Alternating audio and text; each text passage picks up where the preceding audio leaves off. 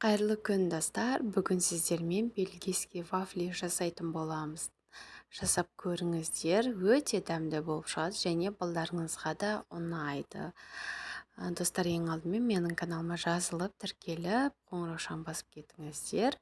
Алда көптеген рецепттермен бөлісетін боламын. Ең алдымен біз ұнымызға разрыхителімізді қосып араластырып аламыз. Және ыдысымызға жұмыртқамызды салып, үстіне қантымызды және ертілген сары майымызды қосып араластырып аламыз.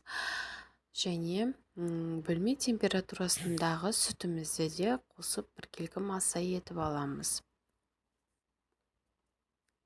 Және де мына ұнымыз бен разрыхителімізді екі бөлікке бөліп салып аламыз.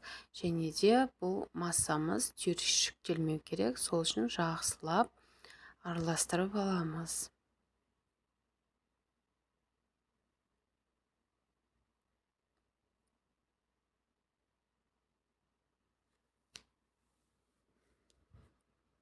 Қызып тұрған табамызға кішкене осындай сары майды жағып жібереміз. Және тестамызды құямыз. Теста дайын болғаннан кейін кішкене бір 3-5 минуттай тұрса, тестамыз қою және көтеріліп әдемі болады. Сол кезде құятын болсаңыздар, вафлиларыңыз өте әдемі болып шығатын болады. Және осылай құйып шығамыз. Ары кетсе 5 минут, 10 минут аралығында піседі.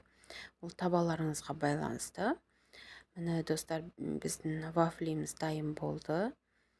Әдемілеп, өздеріңіз қалауларыңызға қарай сәндеп берсеңіздер болады. Мен үстіне сахарный пудраны және мороженыйды қолдандым. Үстіне әсемдік үшін шоколадпен сеуіп шықтым. Жасап көріңіздер, достар. Өте дәмді болып шығады. Сіздермен бірге болған Фариза Шалқарқызы.